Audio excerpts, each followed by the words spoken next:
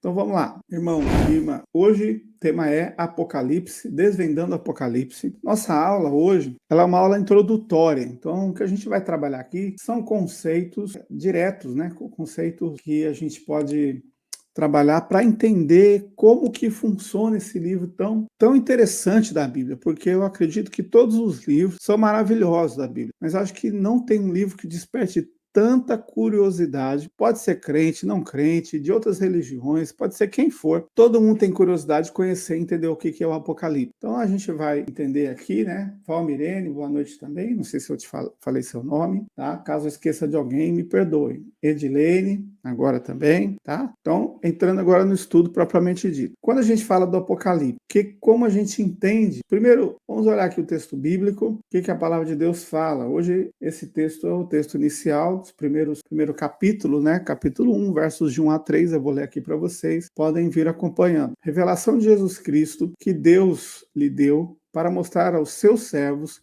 as coisas que em breve devem acontecer e que ele, enviando por intermédio do seu anjo, notificou ao seu servo João, o qual atestou a palavra de Deus e o testemunho de Jesus Cristo, quanto a tudo o que viu. Bem-aventurados aqueles que leem e aqueles que ouvem as palavras da profecia e guardam as coisas nela escritas, pois o tempo está próximo. Amém e amém.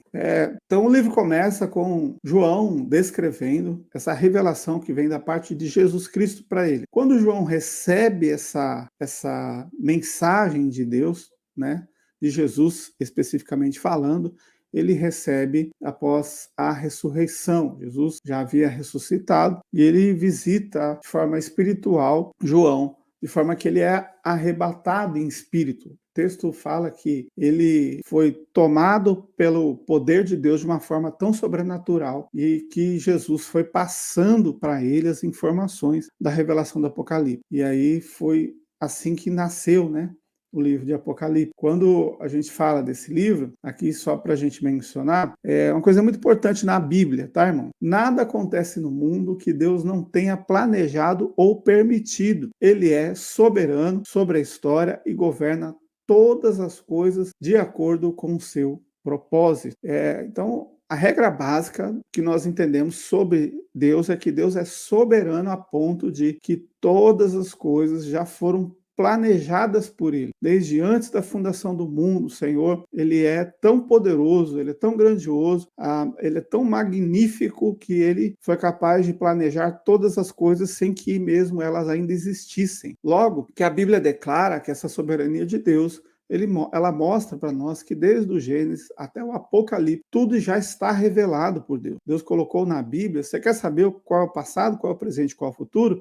Olhe para a Bíblia, nunca se esqueça disso. Olhe para a palavra de Deus, porque ela é nosso manual, é nossa regra, é a lâmpada para os nossos pés, é a luz para os nossos caminhos. Se você precisa de direção, é a Bíblia. Ah, mas o que vai acontecer no futuro? Nenhum profeta, nenhum adivinho, seja quem for, ele tem a capacidade de interpretar como a Bíblia é tudo aquilo que é revelado por Deus. Então, tudo que nós desejamos conhecer a respeito de passado, presente e futuro, nós devemos olhar sempre na perspectiva da palavra de Deus, tá? Então, Kuyper vai dizer bem isso. Vamos entender aqui um pouco sobre o significado do termo Apocalipse e também o objetivo. Apocalipse ele vai significar desvendar, revelar. O propósito do livro, então, é revelar o que irá acontecer dentro da realidade presente dos cristãos do primeiro século, mas também revelar o que vai acontecer no sentido futuro. Que a gente entende aqui.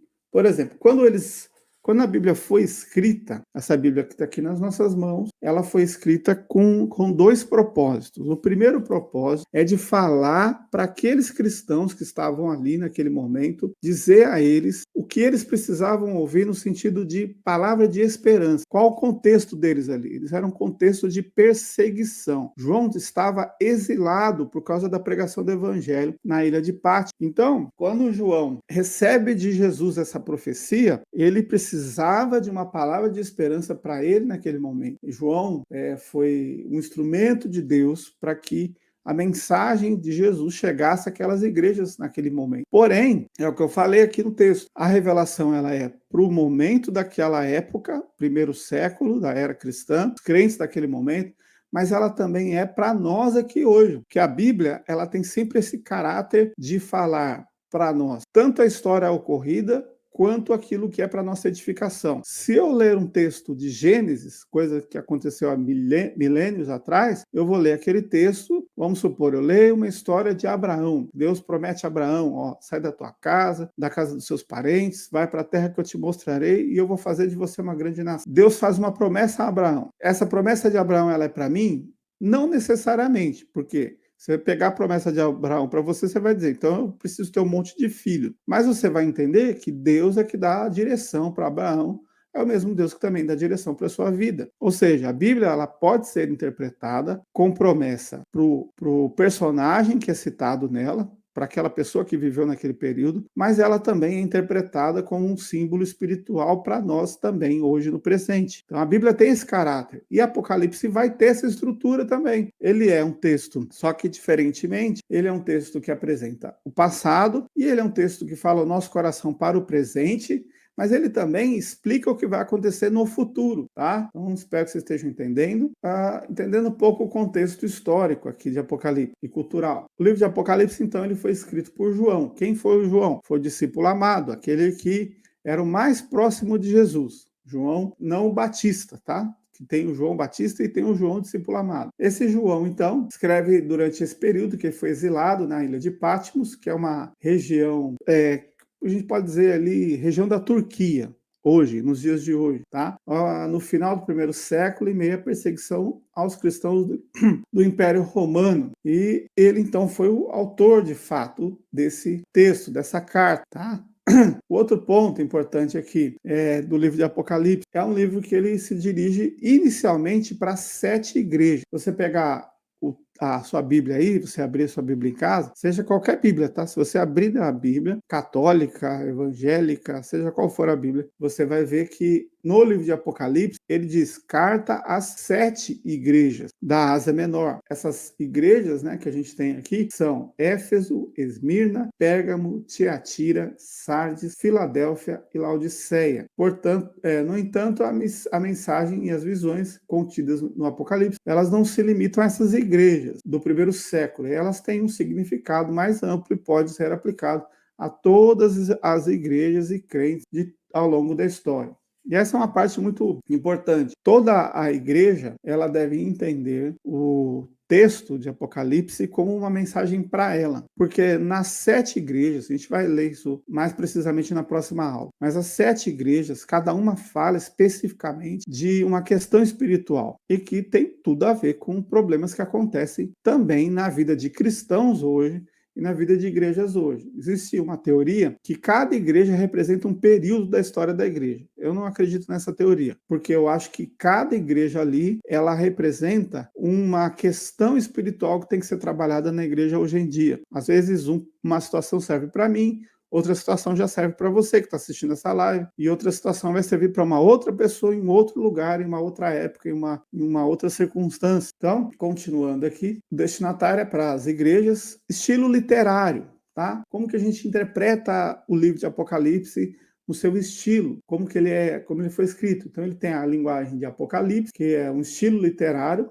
Qual livro tem linguagem de Apocalipse? Por exemplo, Daniel. Se você pegar o livro de Daniel na Bíblia, o livro de Daniel tem linguagem apocalíptica. Se você pegar capítulo 10, 11 de Daniel, tem várias citações ali que são apocalípticas. Citação de anjo Miguel, linguagem completamente metafórica. O outro estilo do Apocalipse, profecia, que é basicamente todas as profecias que são colocadas lá sobre a volta de Cristo, sobre o que vai acontecer com o diabo, com os anjos que caíram junto com o diabo, que vai acontecer com as pessoas que abandonaram, apostataram a sua fé. Tudo isso está em Apocalipse. O final dos tempos, todos esses contextos. E o terceiro aspecto de Apocalipse literário é que são cartas. Então, esse livro, né, a gente chama de livros, todas todos os textos da Bíblia são chamados de livros. Então a gente tem Gênesis, Êxodo, Levítico, tem ali profetas, a gente tem evangelhos, todos os textos bíblicos são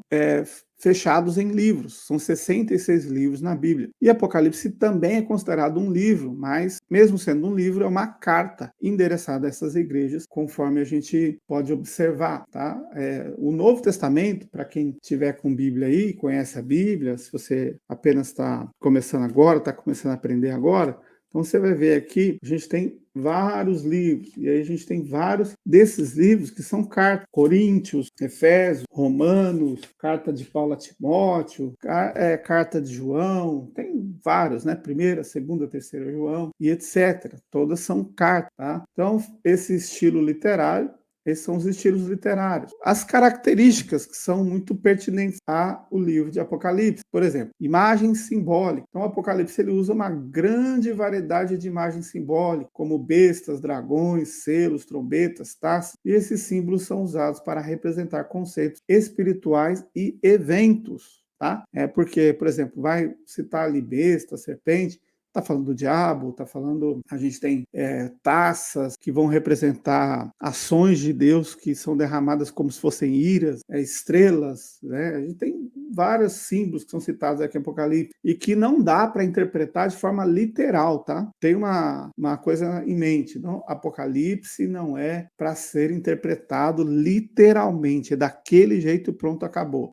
Toda a linguagem de Apocalipse ela passa pelo viés de interpretação de simbologia. Outra característica, visões e revelações. O livro de Apocalipse é apresentado como uma série de visões e revelações que o apóstolo João recebeu em Patmos e ele descreve encontros com seres celestiais, como anjos e visões do céu e da terra. Porque ele, de fato, ele é encontrado no céu, ele está na ilha de Patmos, só que a visão que ele tem faz com que ele tenha um encontro no céu, literalmente. Ele está ali e ele vê anjos, ele vê toda a simbologia por detrás daquilo. Narrativa profética. Então, narrativa profética. Apocalipse também é a narrativa profética que descreve eventos futuros, coisas que vão acontecer, que a gente já sabe, tá? Outro exemplo, numerologia simbólica. Então a gente tem muitos números em Apocalipse e com vários significados, tá? A gente tem, por exemplo, o número 7 indica perfeição, o 12 representando as 12 tribos de Israel e 12 apóstolos, 1000, que é um número simbólico de grandeza, que é usado, a gente vai falar sobre isso também, sobre a questão do milênio. Então você tem lá 7 estrelas, você tem várias coisas são citadas ali como símbolos numéricos, numerológicos. Outra questão é esse dualismo, bem e mal. Então você vai ver a luta de Jesus contra o diabo, o dragão, a serpente. Tudo isso é muito presente no livro de Apocalipse, tá? Todo esse contexto. E uma coisa muito importante que é colocada em Apocalipse quando a gente fala, por exemplo, de bem e mal na Bíblia e em Apocalipse, nunca entenda o bem e o mal como forças iguais. O mal, ele é algo que é uma força contra Deus, mas ele é insignificante diante do poder de Deus. O diabo, ele não está no mesmo nível que Deus. O diabo não pode ser comparado a Jesus em nível de força, de capacidade, de tudo, de qualquer coisa. Então, nunca pense assim, o bem e o mal. Algumas religiões acreditam que o mal ele é necessário existir para que o bem faça sentido. E o bem e o mal precisam coexistir, estar entrelaçados para ter sentido. Na Bíblia isso não existe. O mal ele existe por causa de um propósito. Deus permite que o mal apareça na história, mas Deus já tem decretado o fim do mal na Bíblia, que é o que está descrito em Apocalipse. Apocalipse ele mostra a grandeza de Deus e o poder de Deus é tão grande que ele vai jogar o diabo, os anjos dele, tudo no lago de fogo. Então não dá nem para comparar, né? Vai ter uma guerra espiritual no final dos tempos. Sim, guerra espiritual em algum sentido sim, só que o diabo, tudo já está derrotado. Tá? Por exemplo, quando você enfrenta alguma situação espiritual na sua vida, saiba que se você está com Jesus, você está servindo a Deus, Você não tem que ter medo do mal, de jeito nenhum. É igual me falaram uma vez, pastor, crente tem que ter medo de macumba? Tem que ter medo de macumba, de trabalho, dessas coisas que às vezes fazem para fazer mal, contra uma pessoa? Não, a gente não tem que ter medo de nenhuma obra de feitiçaria, seja ela qual for. Por quê? Porque a gente tem um Deus que é acima de qualquer coisa. Ele é poderoso, ele é maior do que qualquer coisa, tá? E a gente nunca pode achar que o diabo pode ser igualado a Deus em poder e em capacidade, tá? Então vamos lá, continuando aqui. Quais são os principais métodos de abordagem de Apocalipse, tá? Deixa eu tomar mais uma água aqui.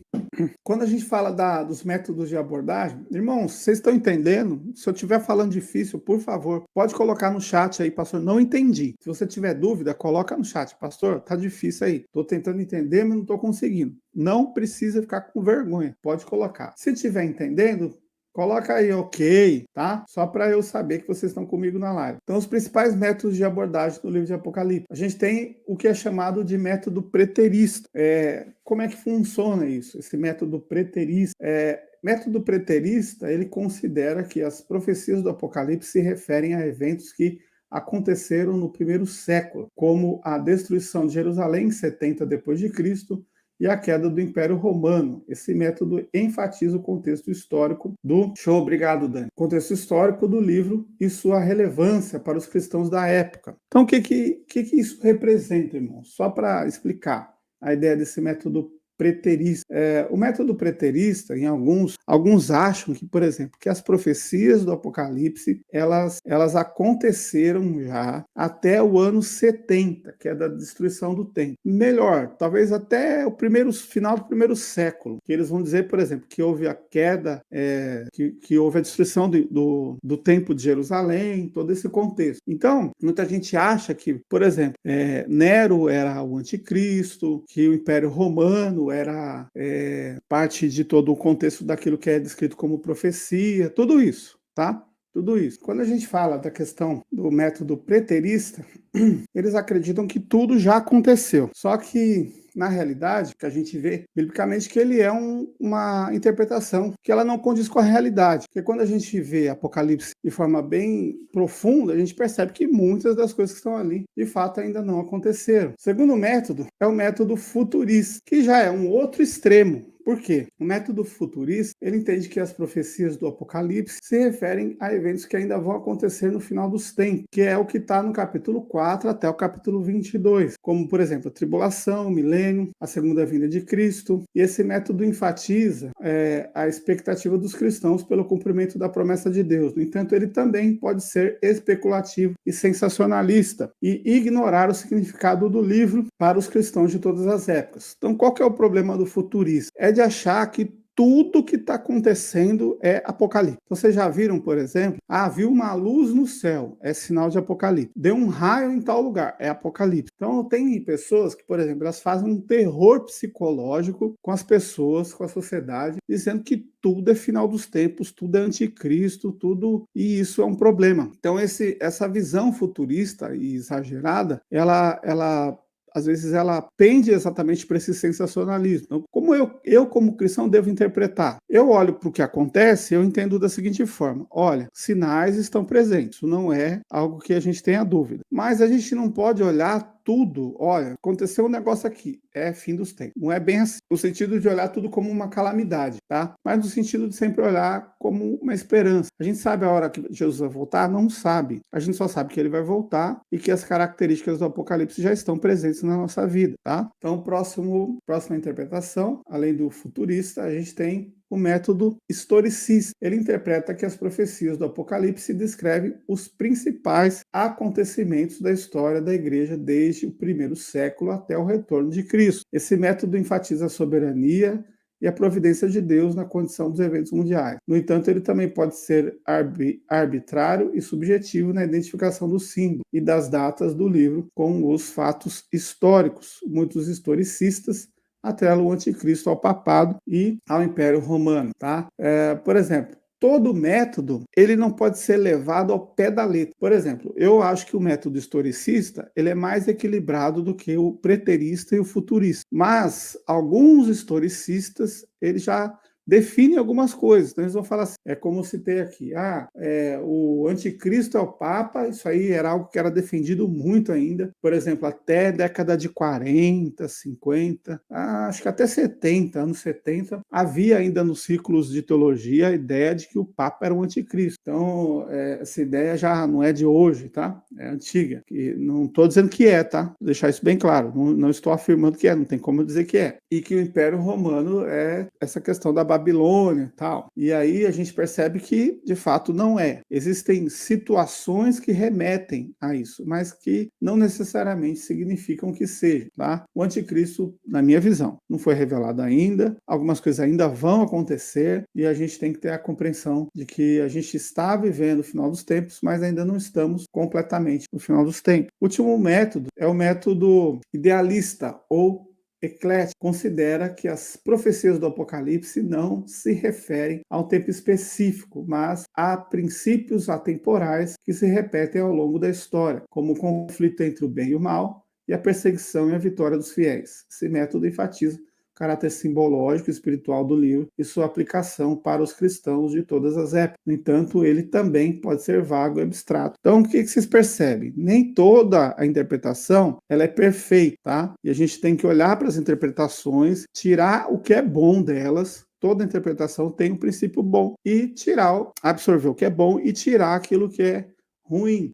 Então, além desses 4 métodos, há também outras abordagens que propõem diferentes formas de entender o Apocalipse, como a abordagem literária, que analisa o livro como uma obra de arte. Eu não concordo com essa, tá? A abordagem teológica, que explora os temas e mensagens do livro, e a abordagem pastoral, que busca aplicar o livro à vida prática dos cristãos. Eu concordo com a abordagem teológica, que é o que a gente está fazendo aqui, e também com a abordagem pastoral, porque a ideia central do livro de Apocalipse não é colocar medo nas pessoas. Então tem gente que fala assim, ai meu Deus, o Apocalipse. Não, a ideia do Apocalipse é trazer esperança. Então tem gente que vai falar assim, ai, como é que eu vou ter esperança sabendo que o mundo vai acabar? Não, a esperança está no fato de que Jesus está voltando. E quando Jesus está voltando, ele vem buscar a sua igreja. Se ele vem buscar a sua igreja, eu vou viver no novo céu, na nova terra. Então eu não tenho que ter medo, eu tenho que ter esperança. E eu tenho que ansiar, né, desejar a volta de Cristo o mais rápido possível. Eu até brinco, né, que o pessoal fala assim, Jesus pode voltar. Aí o pessoal, quando é mais novo, fala assim, tem que esperar eu casar pelo menos, para Jesus voltar. Aí depois, a pessoa fica mais velha, ela fala assim, não, Jesus volta só a hora que eu tiver meu primeiro filho, eu quero ter filho. Aí depois fala, Jesus, não precisa voltar agora não, deixa eu ver meu filho se formar. Depois você quer que o filho case, depois quer que tenha neto. Aí quando você estiver bem velhinho, aí você fala, agora Jesus pode voltar. Aí na realidade quem volta é você que volta a Deus no final da sua vida, na morte. Mas eu desejo a volta de Cristo agora, imediatamente, independente da situação, tá? Então vamos lá. Continuando aqui, meus irmãos. Então a gente falou das abordagens, estrutura do livro, tá? Ficou um pouco ruim esse slide, mas eu vou tentar ler aqui para você. A visão. Então, o livro ele é dividido em algumas partes. Quais são? Do capítulo 1 até o versículo 1:8, a gente tem aqui introdução. Depois a gente tem volta de Cristo, do 1 até o 9, versículo 20. Depois, 7 cartas às igrejas da Ásia, capítulo 2, capítulo 3. A visão do trono de Deus e do Cordeiro, capítulo 4 e 5. Depois, 7 selos, capítulo 6 até o 8. Depois, 7 trombetas, capítulo 8 até o 11. 7 sinais, 12 a 14. 7 taças, 15 e 16. Queda da Babilônia, 17 e 18. Retorno do Cristo e o juízo final. E no final, no último, a Nova Jerusalém. É interessante observar, irmãos, que toda a estrutura de Apocalipse, ela vai tratar sobre essas temáticas, mas elas sempre voltam num tema principal, tá? Que é relacionado à volta de Cristo e ao desejo daquilo que Deus quer fazer com a sua igreja, tá bom? Então essa é a estrutura do próprio livro. Continuando aqui, como interpretar? Qual que é a chave? De que forma que eu interpreto o Apocalipse, então? E aí a gente vai para a parte teológica, tá? Como que se interpreta esse livro? Porque não é uma questão fácil, né, da gente poder interpretar assim de qualquer jeito. A maneira de interpretar é entender os símbolos à luz do Antigo Testamento, ou seja, a Bíblia ela só pode ser entendida se você lê o Antigo e o Novo Testamento. Não dá para ficar só com uma parte. Então, à luz do Antigo Testamento e da situação dos destinatários, ou seja, para quem ele escreveu, originais. Reconhecer os ciclos recapitulativos que descrevem os mesmos eventos sob diferentes perspectivas e aplicar as verdades espirituais à realidade presente do futuro cristão. Os cristãos. Essa parte que ele fala eu acho muito interessante, porque você vai pegar a estrutura do livro aqui e assim, eu acho muito interessante. Quando eu li Apocalipse a primeira vez, eu tive a sensação, não sei se você já leu, tá? Se você não leu, começa a ler. Leia na sua casa Apocalipse, tá? Depois você me fala no estudo aqui o que você acha.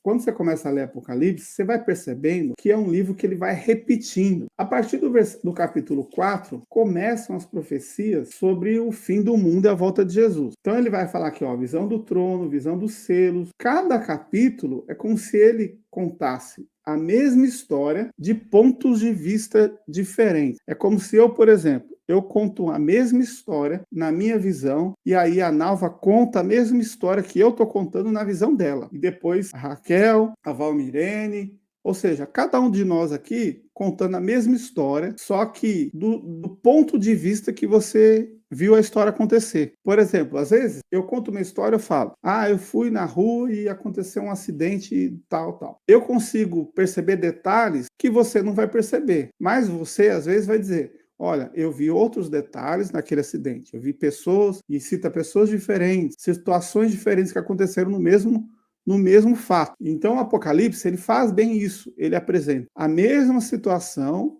de forma repetida até o final do capítulo 22. Ou seja, é como se a gente visse uma história acontecendo várias vezes, repetidas vezes, só que todas as vezes que ela repete, um fato novo aparece. É igual a um filme, tem filmes que são assim, né? Você vê de vários aspectos e acaba vendo no final que todas as peças do quebra-cabeça se encaixam. E é assim que funciona o Apocalipse. Então você precisa entender Antigo Testamento, entender Novo Testamento, mensagem de Cristo, de Jesus, até para poder entender o que o Apocalipse de fato fala. Algumas interpretações de Apocalipse sobre o milênio. O que é o milênio? Se você pegar o capítulo 20 de Apocalipse, dá uma olhada aqui rapidinho, o capítulo 20, ele vai falar sobre algumas coisas. Eu vou ler um pedaço para vocês entenderem. Capítulo 20, a partir do primeiro versículo. Então vi descer do céu um anjo, tinha na mão a chave do abismo e uma grande corrente. Ele segurou o dragão, a antiga serpente, que é o diabo, o Satanás, e o prendeu por 1000 anos. Essa parte que ele está falando aqui é um período que é chamado de milênio apocalíptico, que em algumas correntes elas são vistas de diferentes formas. E aí eu vou explicar. Por exemplo, tem a turma que acredita no que a gente chama de pré-milenismo. O que é o pré-milenismo? O pré-milenismo acredita que Jesus Cristo retornará antes do início de um período literal de 1000 anos. É como se antes de acontecer esses 1000 anos, Jesus volta. Então,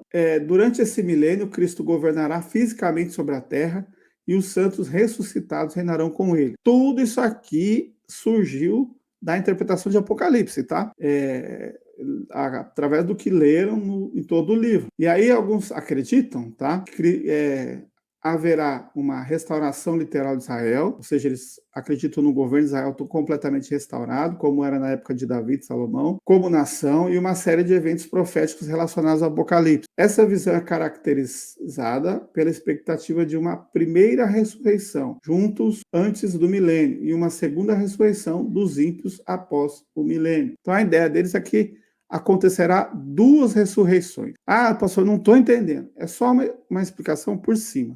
Eu vou falar um pouco mais disso nas próximas aulas, tá? Esse é o pré-milenismo. Amilenismo. O amilenismo é a teoria que é mais seguida pelos reformados, pelos presbiterianos. O que o amilenismo faz? Ele nega a ideia de um reinado terreno literal de 1000 anos, ou seja, não existem esses 1000 anos de fato, é só uma linguagem figurada, tá? E em vez disso, os amilenistas acreditam que o número milênio, Apocalipse, deve ser interpretado simbolicamente, representando um período não especificado de tempo que começa com a primeira vinda de Cristo e termina com a segunda vinda de Cristo, tá? Então ele fala a primeira vinda, que a gente já sabe, né? Cristo encarnado, e a segunda vinda é onde termina tudo. Essa é a visão, normalmente, que nós presbiterianos temos. Os amilenistas acreditam que o milênio é uma representação da era atual da igreja, ou seja, nós já estamos vivendo esse período de milênio, aguardando a volta de Cristo, onde Cristo reina espiritualmente nos corações dos crentes, e não há um reino separado de Cristo, tá?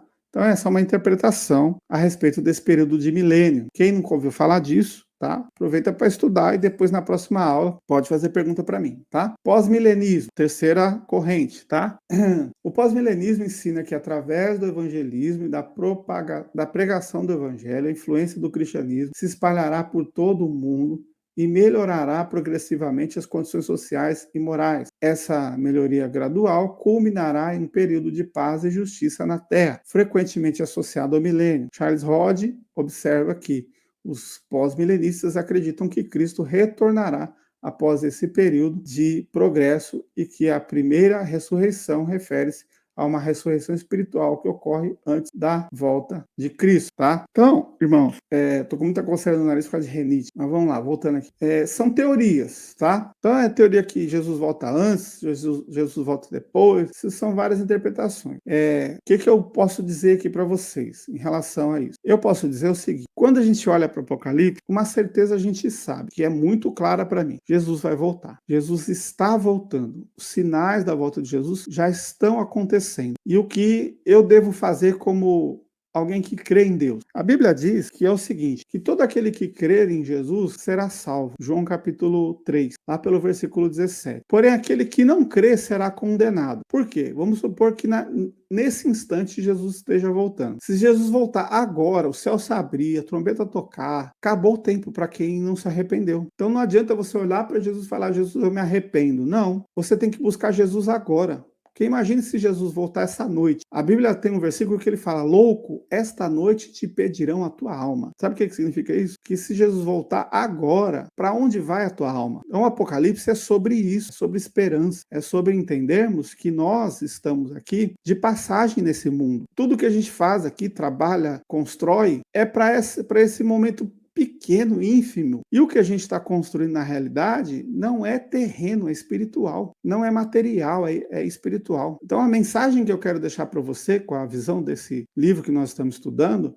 é de que a gente deve procurar nossa esperança no Senhor. Você vai a alguma igreja? Você tem buscado a Deus? Você ora? Você lê a Bíblia? Por exemplo, você acha que você chamaria alguém para ir morar com você se essa pessoa não fosse íntima sua, se você não confiasse nela? Jesus não vai te chamar para morar com ele na eternidade se você não for íntimo dele, se você não tiver entregado a sua alma para ele. Então, tenha uma consciência muito clara. O que a gente está estudando aqui é sobre atitudes e decisões. O Apocalipse, todas essas teorias que a gente está vendo aqui, são muito importantes para a gente entender a Bíblia e tal, mas elas são apenas uma base para a gente entender o propósito da nossa vida. E o propósito da nossa vida, nós não fomos criados para uma vida material, nós somos criados para uma vida eterna. E a vida eterna é para aqueles que estão em Cristo Jesus. Jesus, quando ressuscitou, e depois foi para o céu, ele foi como um cordeiro, ele veio como um cordeiro, morreu na cruz por nós, pagou o preço pelos nossos pecados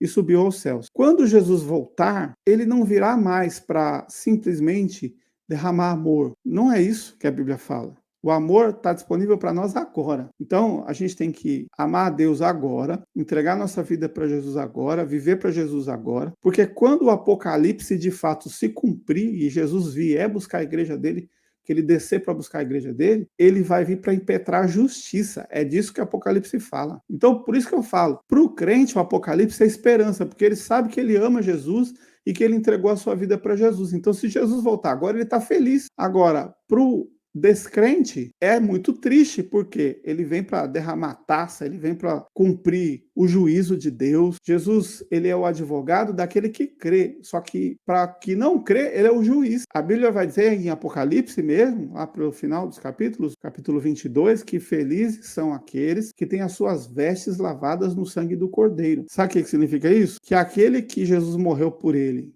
e ele aceitou Jesus, entregou sua vida para Jesus, esses têm direito à salvação. Os que não entregaram sua vida para Jesus, não viveram para Jesus, não buscaram Jesus aqui nessa terra, serão condenados eternamente. E ele fala exatamente sobre isso, o galardão, esse que vem sem demora, e comigo está o galardão que eu tenho para retribuir conforme as suas obras. Quais são as suas obras para Deus? Você está servindo a Deus? O que você está fazendo da sua vida hoje? Então, essa mensagem que eu estou dizendo para você, eu tenho certeza que foi Deus que mandou eu dizer isso para você, dentro da Bíblia, para você entender que é a hora de você estar na presença de Deus, é hora de buscar a Deus, é hora de estar próximo de Deus, de orar, de se consagrar mais, de buscar uma igreja para poder servir a Deus, a nossa igreja lá de Vila Lá está de braços abertos para te receber. Eu, como pastor, estou aqui de coração aberto para te ajudar. Os irmãos que estão aqui, que convidaram você para a live, que estão aqui e desejam que você ouça a palavra, também estão aqui para interceder pela sua vida. Você não vai caminhar sozinha ou sozinho. Então, busque agora. Buscar o Senhor enquanto se pode achar. Ou seja, o tempo está acabando. Isaías capítulo 55, versículo 6. Invocai-o enquanto está perto, porque as coisas estão acontecendo, as profecias estão se cumprindo, e é necessário que a gente entregue a nossa vida para o Senhor. Se você puder, compartilhe essa live com alguém, esse estudo, recomende para alguém, e um bom descanso para todos. Que Deus abençoe.